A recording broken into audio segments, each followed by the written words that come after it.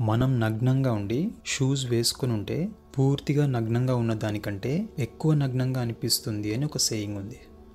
ఈ లైన్ వినగానే మీకు కొంచెం స్ట్రేంజ్గా అనిపించింది కదా? కానీ ఇందులో నిజంగా ఆలోచించాల్సిన విషయం ఒకటి ఉంది. మన ఒంటి మీద ఏ బట్టలు లేకపోతే ఫస్ట్ మనం కొంచెం ఇబ్బందిగా ఫీల్ అయినా కొంత సమయానికి మన నగ్నత్వానికి మనం తొందరగా అలవాటు పడతాం. అది సహజంగా అనిపిస్తుంది. కానీ మనం నగ్నంగా ఉండి షూస్ వేసుకుంటే మన నగ్నత్వం ఇంకా షూస్ మధ్య ఉన్న కాంట్రాస్ట్ వల్ల అది సైకలాజికల్గా మన ఒంటి మీద బట్టలు లేకపోవడాన్ని ఇంకా ఎక్కువ హైలైట్ చేస్తుంది. మనకి మనమే ఎక్కువగా ఎక్స్పోజ్ అయినట్టు, ఇబ్బందిగా, అసహజంగా ఫీల్ అవుతాం.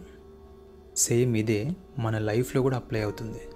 మన తప్పులని లేదా ఫీలింగ్స్ని ఇంకొకరికి పూర్తిగా నిజాయితీగా చెప్పినప్పటికంటే ఆ నిజాన్ని వాళ్ళకి సగం చెప్పి సగం దాచినప్పుడే మనం చాలా ఎక్కువ వల్నరబుల్గా ఫీల్ అవుతాం. ఎందుకంటే పూర్తిగా నిజం చెప్పినప్పుడు ఆ నిజం ఎలాంటిదైనా సరే అందులో ఏ అన్సర్టెనిటీ ఉండదు. పూర్తిగా బయట పెట్టేశాం కాబట్టి ఏ డౌటు ఉండదు. అది మనకి ఒక రకమైన ధైర్యాన్ని, క్లారిటీని ఇస్తుంది.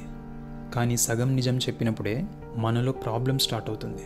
ఎదుటి వ్యక్తి నన్ను జడ్జ్ చేయడానికి, తప్పుగా అర్థం చేసుకోవడానికి, నా గురించి ఊహించుకోవడానికి అవకాశం ఉన్న కొంత నిజం నాలోనే మిగిలిపోయింది అనే ఆలోచనలు మనల్ని లోపలే తినేస్తాయి. చాలా ఇబ్బంది పెడుతుంది. మనం బలహీనంగా ఫీల్ అయ్యేలా చేస్తుంది.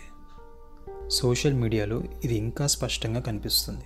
ఉదాహరణకి, నేను ఈ మధ్య చాలా లోగా ఫీల్ అవుతున్నాను అనే ఒక వేగ్ ఎమోషనల్ పోస్ట్ పెడితే అది మనలో చాలా అశాంతిని కలిగిస్తుంది.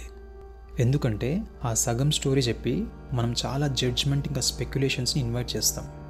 ఎవరికి వాళ్ళు వీడికి ఏమైంది, ఇది పెద్ద ప్రాబ్లమా, లేదా వీడు ఇలాంటి వాడు, అలాంటి పని చేసుంటాడు అందుకే ఇలా అయింది, ఇలాంటివి అనుకుంటారనే విషయం తర్వాత మన మైండ్ని ఎఫెక్ట్ చేస్తుంది.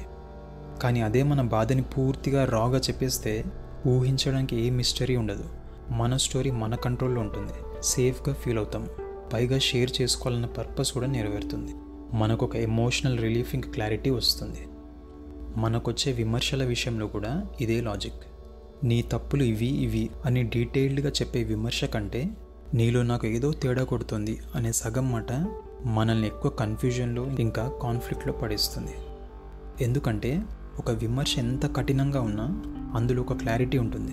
కానీ పూర్తిగా చెప్పని విమర్శ మనలో సెల్ఫ్ డౌట్ ఇంకా యాంగ్జైటీని పెంచుతుంది. ఈ పాడ్కాస్ట్ వెనుక ఉద్దేశం ఏంటంటే, మనం సగం పనులు చేసినా అవి ఇంకొకరి నుంచి మనకి జరిగినా అది మనలో చాలా అన్సర్టెనిటీని క్రియేట్ చేస్తుంది. మనలో భయం, బాధ, ఆందోళన ఇంకా మెంటల్ టెన్షన్ని కలిగిస్తుంది. అన్సర్టెనిటీ ఇది మనిషిలో ఉండే లోతైన భయాల్లో ఒకటి.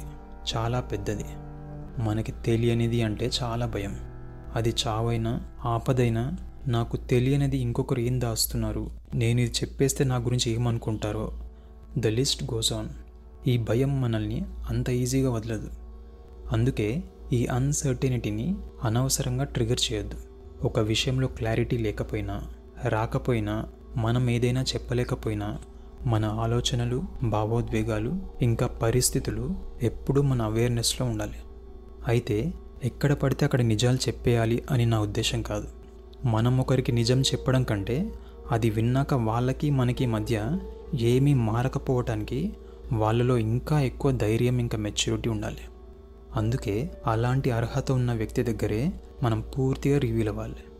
వేగ్గా చెప్పడం, అది ఆన్లైన్ అయినా ఆఫ్లైన్ అయినా, చాలా తలనొప్పిని కలిగిస్తుంది. సగం చెప్పడం కంటే పూర్తిగా చెప్పకపోవడమే చాలాసార్లు బెటర్.